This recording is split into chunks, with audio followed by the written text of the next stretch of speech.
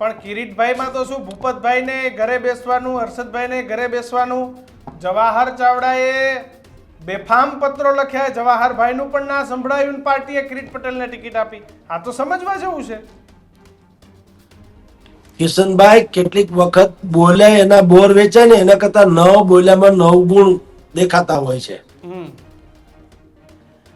ઘણી વખત સહન કરવાનું એટલું મોટું તમને એનું વળતર મળે કે તમે સંઘર્ષ કરવાથી ન મેળવી શકો.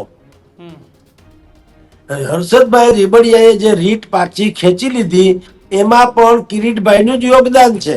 અચ્છા, એના કહેવા માત્રથી. અને બંને લોકો આખા વિસાવદરમાં તમે ગમે એને પૂછી લ્યો, બધાય તમને એમ કહેશે કે કિરીટભાઈએ બંને લોકોને, ભૂપત ભાયાણી અને હર્ષદભાઈ રેબડિયા બંનેને પટાવી લીધા, પટાવી ઇન્વર્ટેડ કોમામાં. અચ્છા, એટલે તમે જુઓ, ભૂપત ભાયાણીએ એવી વાત કરી હતી 2-4 દિવસ પહેલા કે ભાઈ જો પક્ષ અમને ટિકિટ આપે તો અમે લડવા તૈયાર છીએ, નહીતર પક્ષ જેને ટિકિટ આપે એને જીતાડવા તૈયાર છીએ. બોલો, હવે આવું તો કઈ હોય? વરરાજા કોઈ દી એમ કે ભાઈ જો કન્યા મને હાર પહેરાવે તો ઠીક છે, નહીતર હું અણવર બની જાય, આવું હોય કે?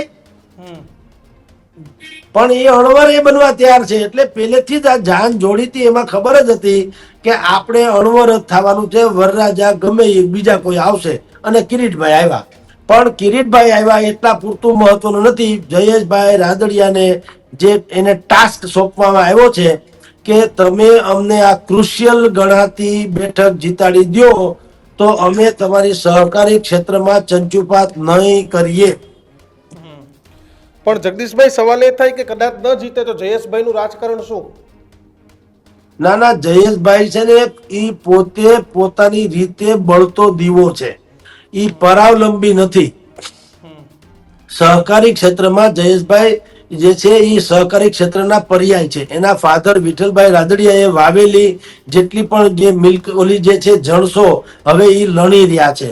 એટલે જયેશભાઈને અવગણી શકે એમ નથી ભારતીય જનતા પાર્ટી. એને ખાલી શું કર્યું ભાજપે?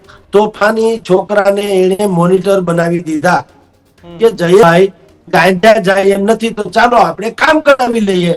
એટલે કઈ માથાકૂટ માટે કે ભાઈ તમે આ બેઠકમાં અમને જીતાડો, અને જીતાડી શકે એમ છે. કારણ કે જયેશભાઈ એટલે સહકારી ક્ષેત્રનો પર્યાય. જયેશભાઈ અત્યારે લેવા પાટીદાર સમાજના સર્વમાન્ય નેતાઓમાં સર્વોત્તમ કક્ષાએ છે. પેલા હતું નરેશભાઈ પટેલ, હવે અત્યારે એનું હચું ડચું છે.